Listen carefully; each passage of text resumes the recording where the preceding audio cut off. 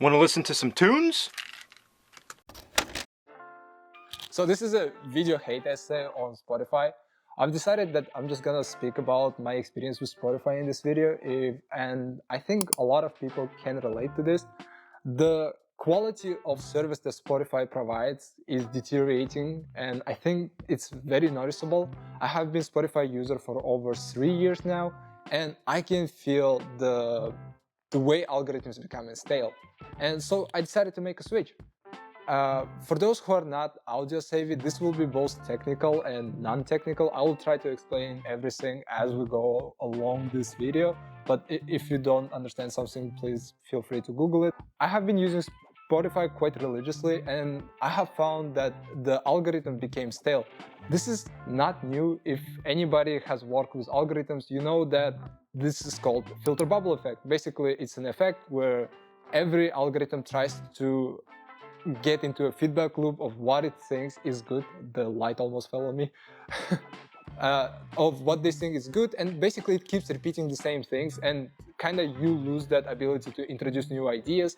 It's kind of echo chamber, but in algorithm world, and it is quite noticeable. I don't know if people have noticed it or not, but Spotify has been pushing mostly TikTok songs or the songs that are popular in charts, and not suggesting anything really new. And that's kind of a bummer, because back in the day Spotify was some place that I could go to find new fresh sounds. Now, from a more technical standpoint, Spotify is kind of inferior to other streaming platforms. We're gonna talk about that a little bit later, but Spotify streams 320 kilobits per second MP3 files if you're a premium subscriber, and 256 kilobit per second files if you, again, still premium subscriber, but like if you run it on web page. The free version is shit. I don't suggest using Spotify free version. Okay, going on a tangent. So free version sucks so much. I've tried to use it, keywords being tried, and what I have experienced is probably close to torture that we can go.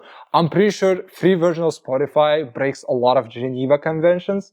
First of all, the ads. We all know the ads. So after 2 tracks, every time you get an ad, which not even an ad for anything particular. Nowadays they started adding actual ads, but most of the time it's the guys telling you like, oh, if you want to enjoy Spotify, please get the premium version, which is such a bullshit and dickhead move, because they know that if they annoy you enough, you're just gonna pay in the end. And that practice itself kind of made me hate Spotify. Another thing is the fact that you cannot choose what songs you want to listen to. Again, for this video, I'm talking about mobile Spotify. I know that in desktop version, you can do that.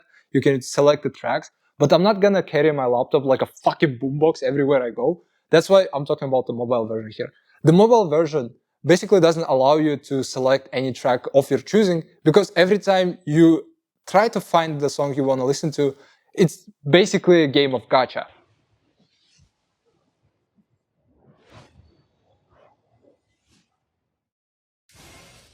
Woo! Yeah, baby! That's what I've been waiting for! And going back to the whole idea of Spotify, like the premium version, the audio quality is an MP3. That's why I decided, oh, check out the segue. That's why I decided to get my uncle's 20-year-old iPod Nano first generation, and I have been using that for the past month.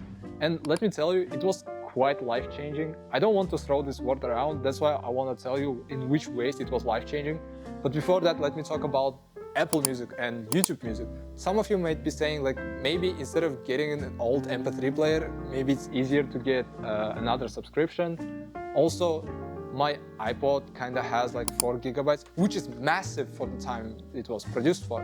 But overall, it's kind of restricting. And that is good, because the fact that it's restricting made me more conscious of what songs I'm being fed, or more likely, I was finally able to curate what is essentially my taste in music.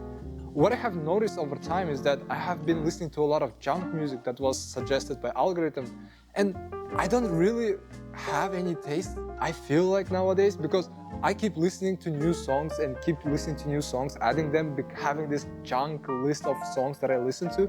But I've never noticed that, because I keep listening to a newer, fresher, like quote-unquote tastier music. And yeah, the limitations are actually good. But again, for some of you, you might be saying that, oh, maybe just switching to another platform will solve your problem. But from my searches, I didn't find that there is any validity to that opinion. So a lot of people have the same kind of narrative and the same kind of problems with other streaming platforms. Some of your audiophiles will say that, well, actually, if you want to listen to a better audio quality, you should go to Apple Music or to YouTube Music because they're running AAC. It's a type of audio file that is just like MP3, both of which are lossy. Lossy audio file is basically when you compress the file, they kind of lose some of its qualities along the way. That is compared to lossless. Basically, they don't lose any information in the process. But AAC retains a lot of its information still. And that is true, but let me counter that argument by saying a 20-year-old iPod can do that. Yeah, I'm not joking. I have been listening to AAC files for Audio Nerds again. I have been listening to 320 kilobits per second AAC files, and I have been listening them through Sony WH-1000XM Force.